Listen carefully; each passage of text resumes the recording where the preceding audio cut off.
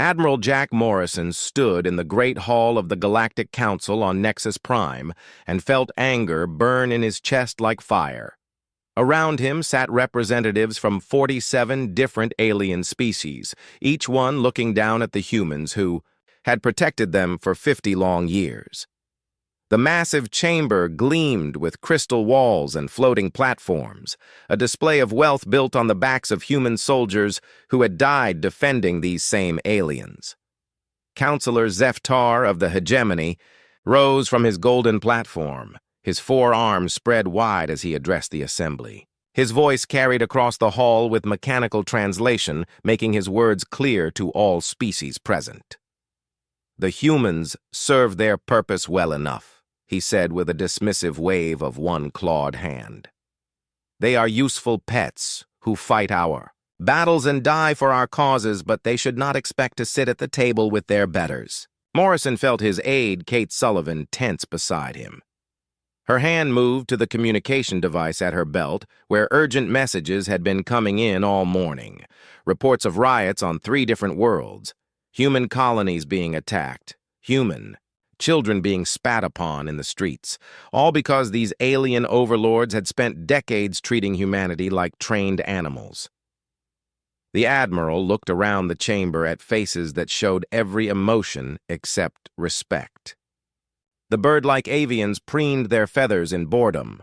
The crystal-bodied Zeltharians hummed with harmonic disapproval. The massive slug-like hegemony members oozed contempt from every pore. These were the beings that humanity had saved countless times, whose trade routes human ships protected, whose wars human marines had fought and won. Morrison remembered the Battle of Kepler 7, where Captain Lisa Rodriguez had led her fleet against impossible odds to save a hegemony colony ship. He remembered Dr. Helen Brooks working for days, without sleep, to cure a plague that threatened to wipe out the avian homeworld. He remembered engineer Paul Carter rebuilding the quantum reactors on Zeltharian Prime after their own engineers had failed, all of it dismissed as the work of useful pets. Kate Sullivan leaned close to Morrison and whispered the latest reports. 3 more worlds had declared human personnel unwelcome. The Council had voted to restrict human colony expansion again. Trade agreements that favored human merchants had been canceled without discussion. The message was clear. Humans existed, to serve and protect but never to profit or prosper. Morrison stood slowly, his weathered face showing decades of diplomatic frustration and military service. The chamber fell quiet as the tall human in his blue uniform moved to the speaking platform. He had served the Council faithfully, had lost friends in their wars, had watched human blood spill on a dozen different worlds to keep these aliens safe and comfortable. "Counselor Zeftar," Morrison said, his voice carrying clearly without amplification. "You call us useful pets. You treat us like servants who should be grateful for the chance to die for your comfort. You deny us colonies, restrict our trade, and spit on our sacrifices." He paused and looked around the chamber, meeting the alien gazes with human steel. "Well, this pet is going home." The chamber erupted in confused chittering and mechanical translations, struggling to keep up with multiple alien languages being spoken at once. Counselor Ythara of the Crystalline Collective chimed urgently. "Admiral Morrison, surely you do not mean to threaten withdrawal over harsh words. The Council needs human military support. The outer systems depend on your protection." Morrison smiled coldly. "The outer systems can find new protectors. The Council can build its own fleets. Humanity hereby withdraws from all Council obligations effective immediately." He turned to Kate Sullivan, who was already transmitting coded signals to human ships across the galaxy. "We recall our fleets, our personnel, our engineers, our doctors, our teachers, and our protection." The Admiral walked toward the exit as alien voices rose in panic behind him. 50 years of faithful service ended in this moment. 50 years of being treated as second-class citizens while providing first-class protection. 50 years of watching human soldiers die for alien causes while being denied basic respect and rights. "You wanted pets," Morrison called back without turning around. "Find yourselves new ones. Terra protects its own from now on." Kate Sullivan followed him through the crystal corridors as emergency sessions were called behind them. Her communication device buzzed constantly with confirmations from human ships across the galaxy. Operation Silent Departure had begun. Every human vessel, from massive dreadnoughts to small cargo haulers, was receiving the same encrypted message: "Come home." The great experiment in galactic cooperation was over. Humanity had tried to be partners and been treated as servants. They had offered friendship and received contempt. Now they would offer something the Council had never experienced from humans before: silence. As Morrison's shuttle lifted off from Nexus Prime, he watched the alien space station shrink below them. It looked smaller somehow, less impressive without the human ships that usually surrounded it. Soon it would look smaller still when the aliens realized what they had lost. Soon they would learn the difference between useful pets and irreplaceable guardians. Soon they would beg for the silence to end. Captain Lisa Rodriguez stood on the bridge of the heavy cruiser UES Defiance and watched 30,000 human personnel prepare for the largest evacuation in galactic history. Her ship led a convoy of 200 vessels through the Kepler Junction, the main gateway between Council space and the outer territories where humans had built bases and outposts for decades. The communication console buzzed with desperate calls from alien commanders who were just beginning to understand what was happening. General Thakmore's voice crackled through the speakers, his mechanical translator struggling with his panic. "Captain Rodriguez, you cannot abandon your defensive positions. The Crimson Tide pirates have been gathering ships in the outer reaches. Without human patrol fleets, they will attack our supply convoys within days." Rodriguez looked at her tactical display where red dots marked the locations of human ships across 3 star systems. Each dot represented years of service, countless battles fought for alien causes, and human lives spent protecting species that considered them inferior. "General, the Council made it very clear that humans are junior partners at best. I suggest you find other junior partners to die protecting your trade routes." Her communications officer, Lieutenant Sam Parker, looked up from his station with a grim smile. "Captain, we're receiving confirmation signals from all human installations in the sector. The extraction is proceeding on schedule." The young officer had lost his brother in a pirate raid 6 months ago while protecting a hegemony merchant fleet. The aliens had not even acknowledged the sacrifice. On the mining world below them, Engineer Paul Carter supervised the dismantling of the fusion reactors that powered the entire planetary industrial complex. His team worked with practiced efficiency, removing key components and loading them onto transport ships. The Zeltharian governor had offered everything from increased pay to permanent residency rights, but Carter's answer remained the same. "We built these reactors with human knowledge and human hands. Now we're taking them home where they'll be appreciated." The reactor cores represented decades of human innovation. Carter's team had improved the basic Zeltharian design by 300%, creating power sources that made the mining operation profitable enough to fund half the Council's military budget. Without those improvements, the planet would barely generate enough power to maintain basic life support. Rodriguez watched the evacuation ships rise from the planet's surface, their holds full of equipment and personnel that the aliens had taken for granted. Each ship that departed took with it irreplaceable knowledge and technology that the Council would struggle to replace. The most dramatic withdrawal was happening at the Council's primary research facility in the Vega system. Dr. Helen Brooks led a team of 300 human scientists who had been working on projects ranging from quantum mechanics to xenobiology. As they packed their research data and experimental equipment, alien colleagues finally realized that the humans weren't just leaving their jobs, but taking centuries of accumulated knowledge with them. Dr. Yulmesh, the facility's alien director, pleaded with Brooks through subspace communication. "Dr. Brooks, Your research on quantum resonance is vital to our defense systems. Surely scientific knowledge should remain available to all species." His crystalline form shimmered with distress. As he spoke, Brooks continued loading data cores into protective cases without looking up. "Science belongs to those who conduct it, Director.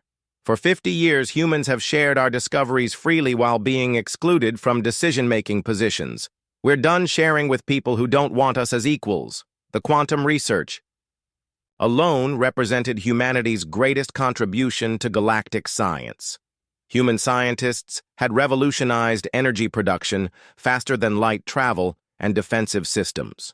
Without access to that research, the Council would be reduced to technology that was centuries behind the cutting edge." Captain Rodriguez received updates from evacuation sites across the galaxy. From the agricultural world of New Harvest, where human farmers had created terraforming systems that fed billions. From the military academy on Centauri Beta, where human instructors had trained the Council's best officers. From the diplomatic corps on a dozen different worlds where human ambassadors had prevented countless wars through skilled negotiation. Every human was coming home. Doctors who had cured alien diseases, teachers who had educated alien children, engineers who had built the infrastructure that kept galactic civilization running, soldiers who had fought and died to protect species that considered them useful pets. The withdrawal revealed just how deeply integrated humans had become in galactic society. They weren't just muscle for hire as the aliens believed. They were the engineers, scientists, doctors, and administrators who made modern civilization possible. Their absence would leave gaps that couldn't be easily filled. Admiral Morrison's final transmission reached every human ship in the galaxy simultaneously. The coded message was simple but final. "Terra protects its own. Come home." Within hours, human vessels across known space began their journey back to Earth and the colonies that remained under human control. Rodriguez looked at her navigation display where a course was already plotted for the Sol system. Behind them, the aliens were just beginning to understand what they had lost. Emergency council sessions were being called. Military commanders were realizing their forces were suddenly understaffed and undertrained. Scientists were discovering that their most advanced projects depended on human knowledge.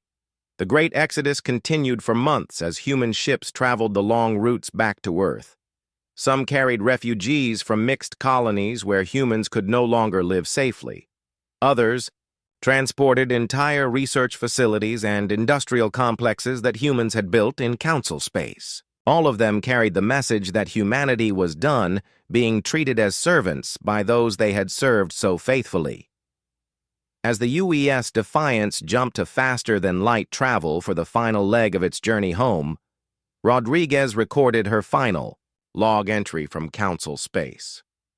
"The aliens wanted us to know our place. They wanted us to accept being useful pets. Today they learned that we knew our place all along. We just decided it wasn't with them." The silence had begun.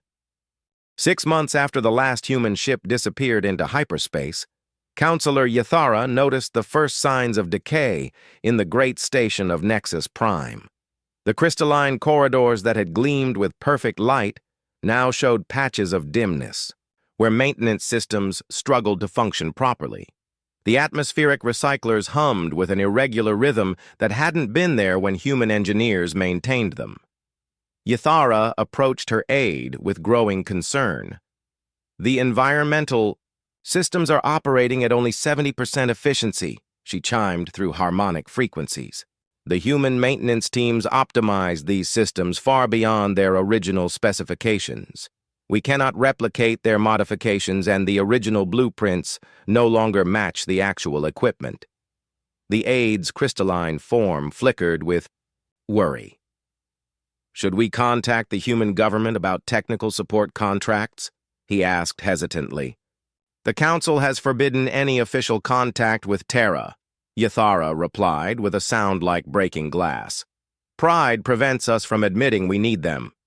Across the galaxy, similar problems were emerging as alien species discovered just how dependent they had become on human expertise. The military situation deteriorated fastest, revealing the true scope of what the Council had lost. Fleet Admiral Keth Zahn of the Void Hunters stood in his command center watching tactical displays that showed his worst fears coming true. 3 merchant convoys had been destroyed in the past week by pirates who had never dared to attack when human patrol fleets controlled the space lanes. The Crimson Tide raiders were growing bolder with each successful strike. "Admiral," his communications officer reported with barely controlled panic. "The Merchant Guild is demanding immediate military response to the attacks on the Kepler shipping lanes. They're threatening to suspend all freight operations in the outer systems." Keth Zahn studied the tactical map with growing frustration.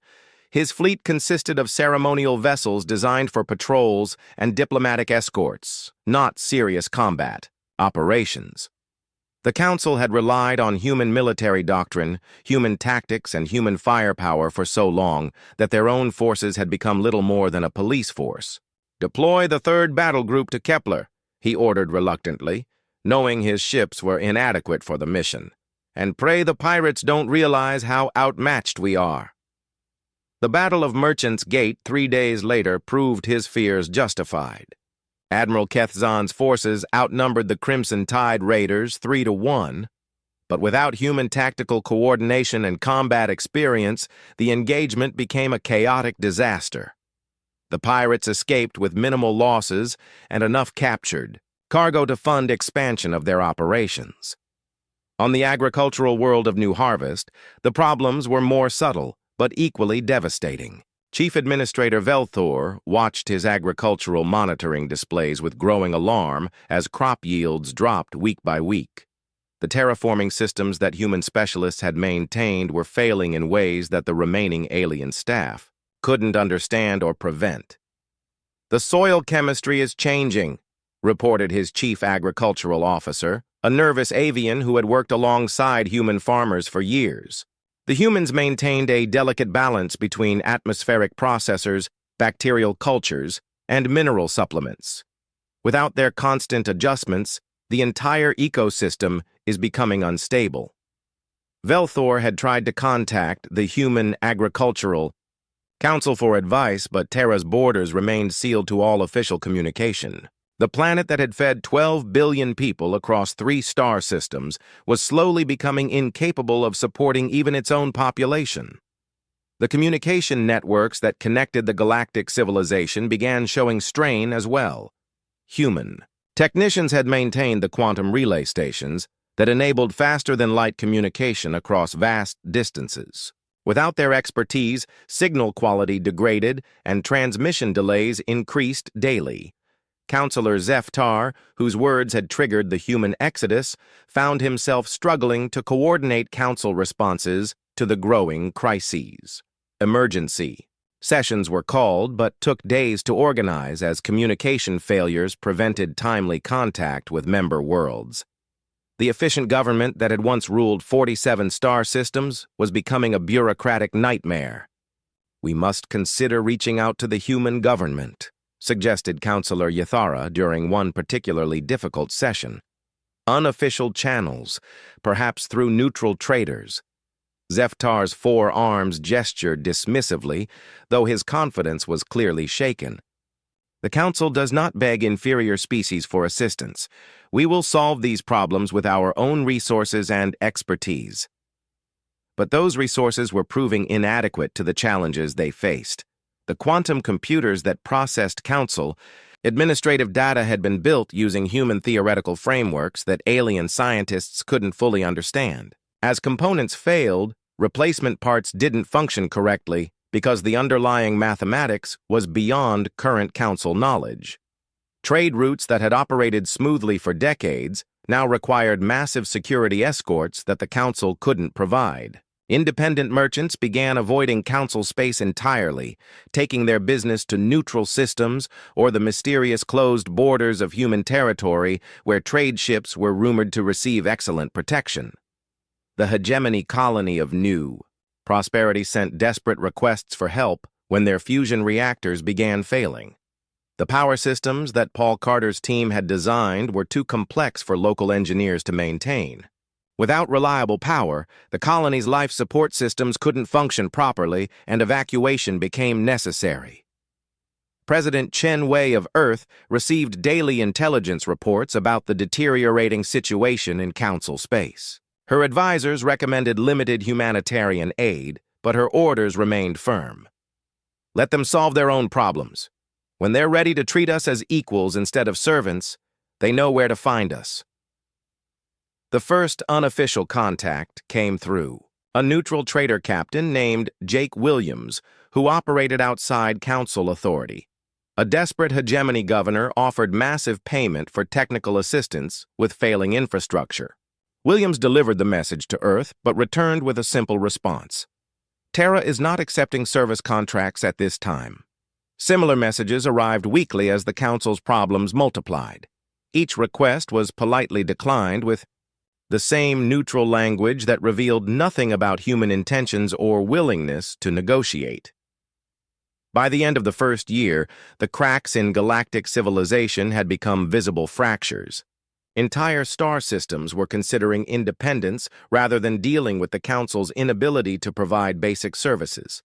The Great Alliance that had maintained peace and prosperity for centuries was crumbling because they had treated their most valuable partners as disposable servants.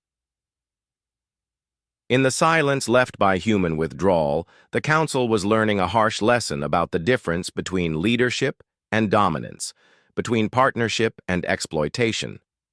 The question was whether they would learn it in time to prevent total collapse. 1 year into the silence, Defense Coordinator Prime Zokteth stood in the Council's military command center and watched red warning indicators spread across the tactical display like a plague. The Scarlet Marauders, a confederation of pirate fleets that had been contained by human forces for decades, launched simultaneous attacks against 6 major trade hubs in what appeared to be a coordinated campaign to collapse the galactic economy. The display showed disasters unfolding faster than Council forces could respond. Where human quick-response fleets had once contained threats within hours, Council military units took days to coordinate their movements and weeks to achieve anything resembling effective action.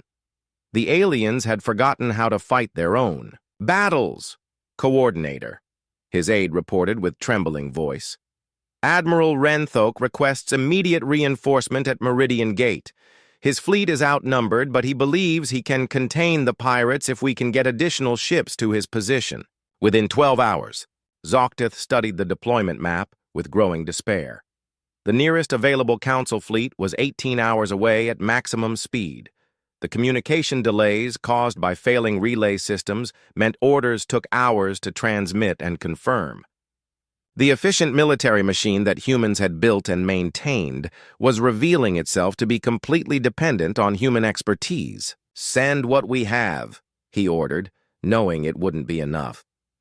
"And pray the pirates don't realize how helpless we've become."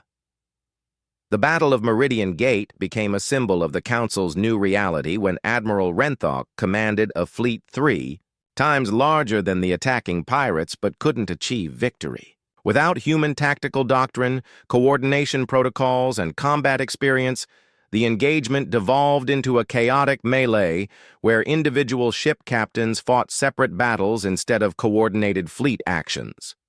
The pirates, led by Captain Sarah Martinez, a former human mercenary who had studied Council weaknesses during her years of service, exploited every gap in alien defenses.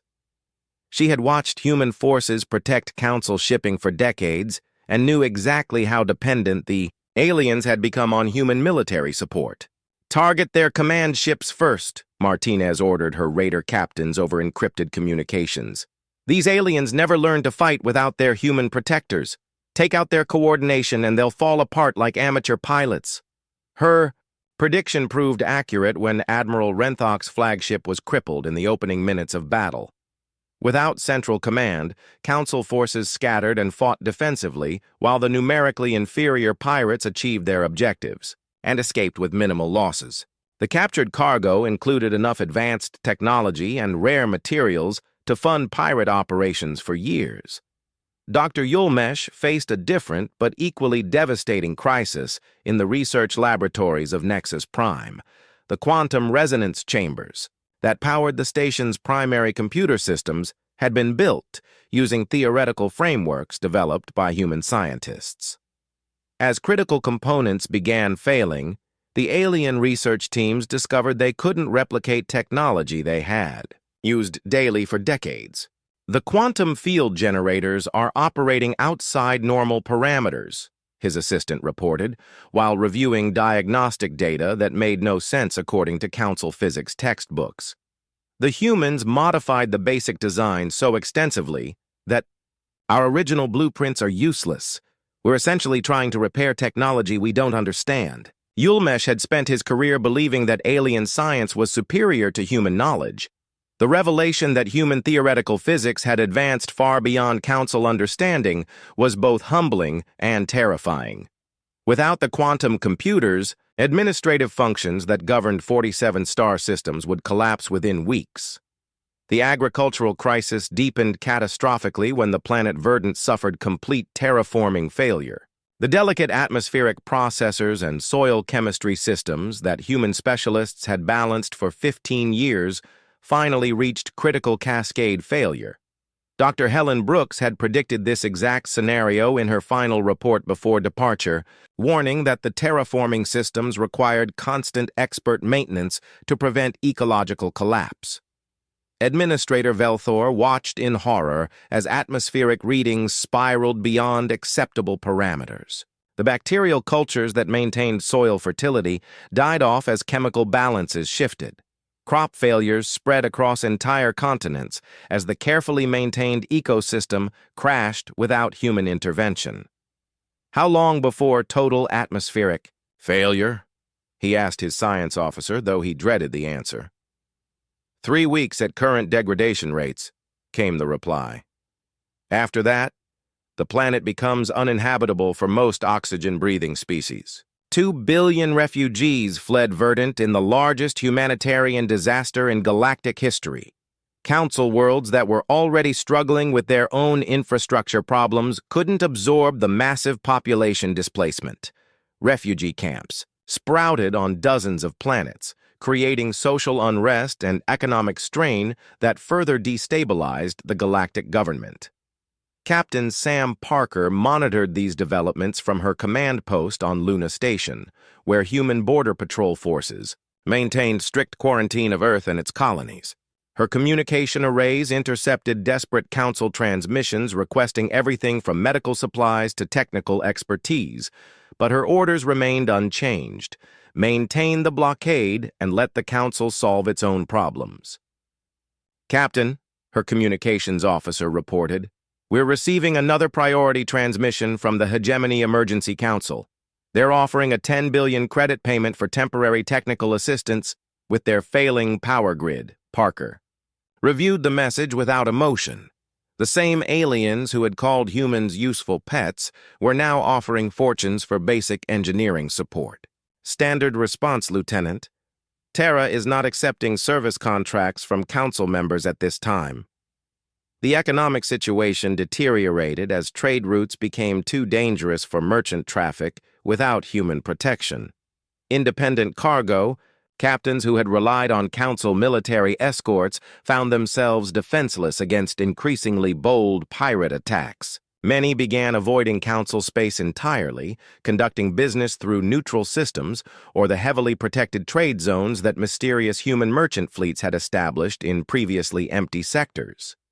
Captain Lisa Rodriguez commanded one of those merchant fleets from her new flagship, the UES Prosperity. Human trading companies had moved quickly to fill the vacuum left by Council commercial failures, offering reliable protection and fair prices to any merchant willing to work outside Council authority.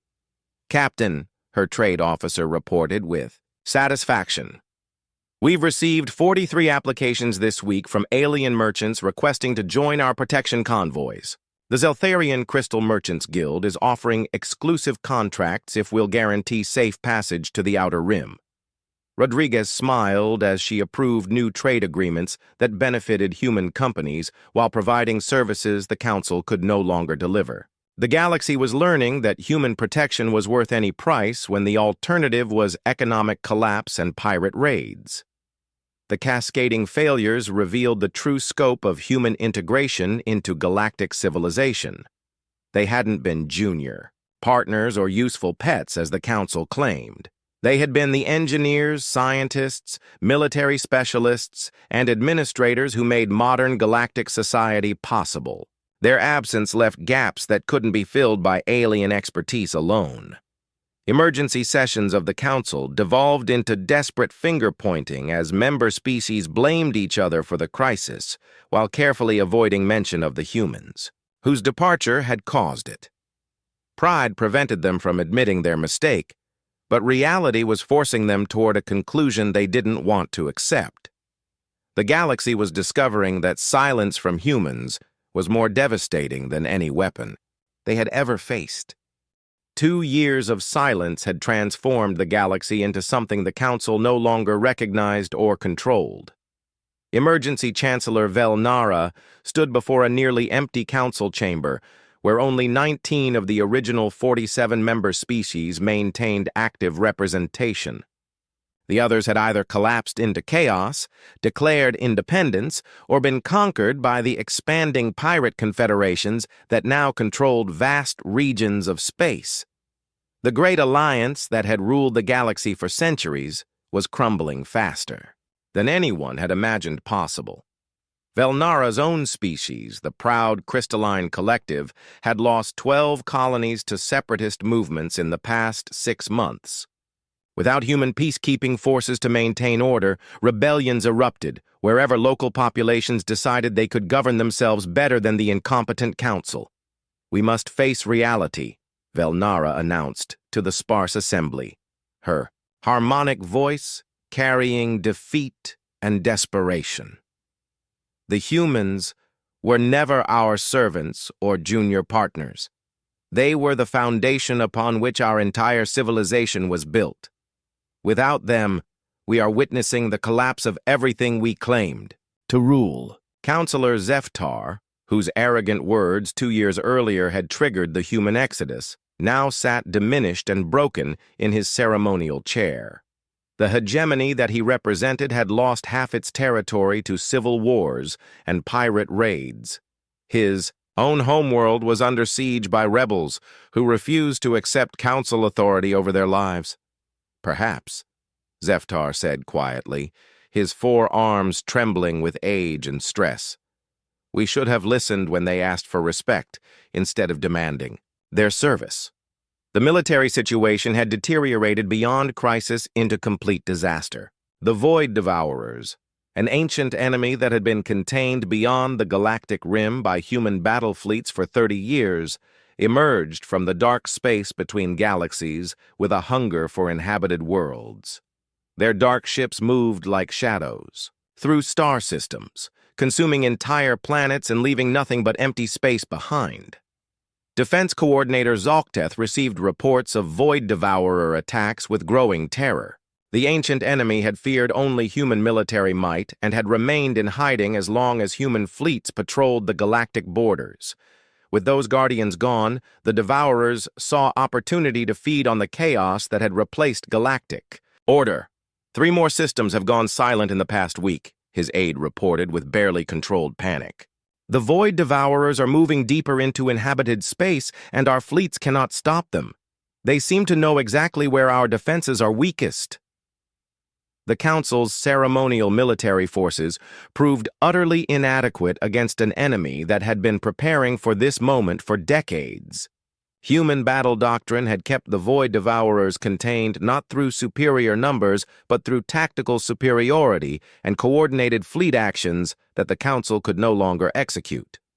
Dr. Yulmesh worked desperately in his failing laboratories to find some weapon or strategy that could stop the Void Devourers, but the quantum computers that processed his calculations were breaking down daily. The human-designed systems that he couldn't repair or replace left him working with technology that was centuries behind what the enemy faced. "We need the human quantum research data," he admitted to his assistants, finally acknowledging what everyone knew but no one wanted to say. Without their theoretical frameworks, we're fighting an advanced enemy with primitive tools. The confession that human science was superior to council knowledge came too late to save the worlds already lost to the void devourers. Each planet, consumed, made the enemy stronger, while the council grew weaker from constant retreat and defensive failures. Independent systems that had broken away from council authority faced their own challenges but fared better than expected. Many had negotiated protection agreements with mysterious human merchant fleets that offered security in exchange for favorable trade terms. These neutral zones became refugees for species fleeing the chaos in council space. Captain Jake Williams, the neutral trader who had carried messages between the council and human space, found his services in enormous demand as alien governments desperately sought any contact with Earth. His ship carried increasingly frantic diplomatic pouches, offering everything from territorial concessions to technological exchanges in return for human assistance. "Captain," his communications officer reported during a supply stop at the independent station of Haven Point, "we have 47 requests for passage to human space and 12 different alien governments offering us permanent diplomatic status if we'll carry official surrender documents to Earth." Williams read through the messages with dark amusement. The same species that had treated humans as useful pets were now competing to offer the most generous terms for human forgiveness. None of them seemed to understand that forgiveness would require more than money or territory. The breaking point came when Chancellor Velnara received intelligence that the Void Devourers were massing their full fleet for an assault on Nexus Prime itself. The heart of galactic civilization would fall within days unless the Council could mount a defense that their weakened forces couldn't provide. "We have no choice," Velnara announced during the emergency session that would decide the Council's fate. "I am authorizing a formal diplomatic mission to Earth. We will offer any terms necessary to secure human military intervention against the Void Devourers."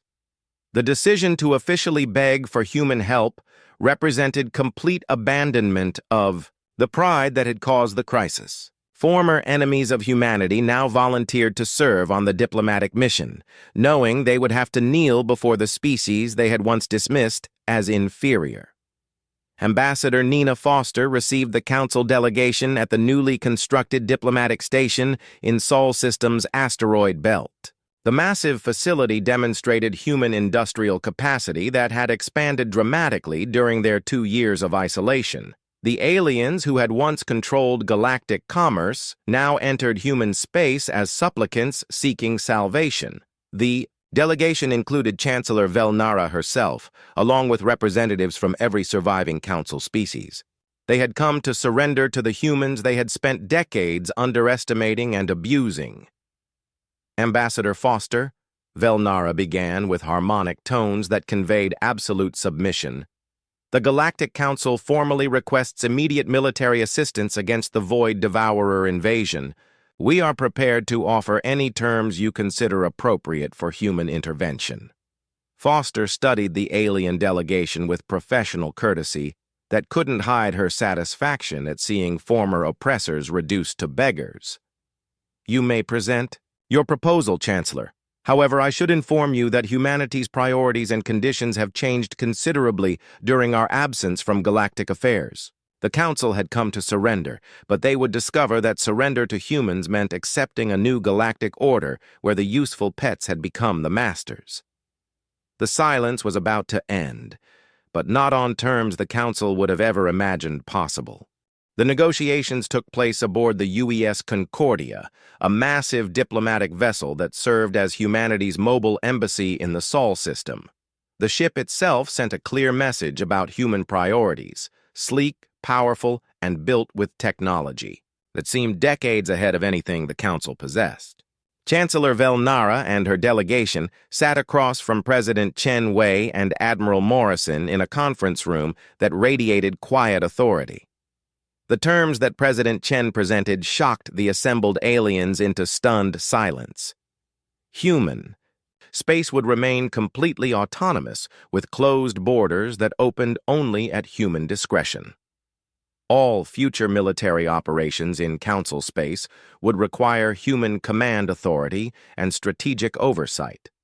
Council members would provide financial compensation to Earth for 2 years of lost trade and military protection services.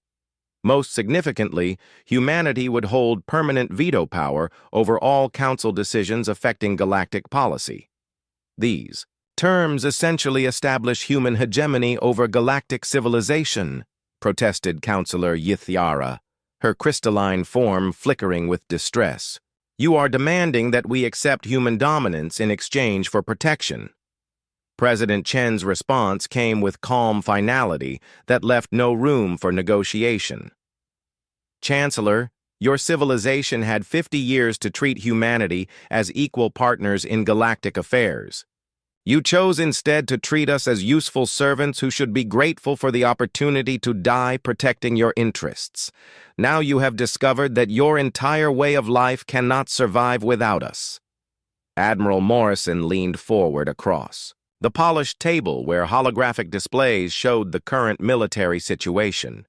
Red zones marked Void Devourer incursions that were advancing toward the galactic core while Council forces retreated helplessly. We are offering you a chance to rebuild your civilization under terms that prevent future betrayals of the partnership you rejected before. The Void Devourer crisis forced the Council's hand when emergency reports arrived, showing the ancient enemy had broken through the last defensive lines protecting the inner systems. Without immediate human intervention, Nexus Prime itself would fall within days, and galactic civilization would collapse entirely. Chancellor Velnara made the decision that would reshape the galaxy forever. The Council accepts your terms, President. Chen, humanity will have authority over military operations and veto power over major policy decisions. We formally request immediate military assistance against the Void Devourer invasion.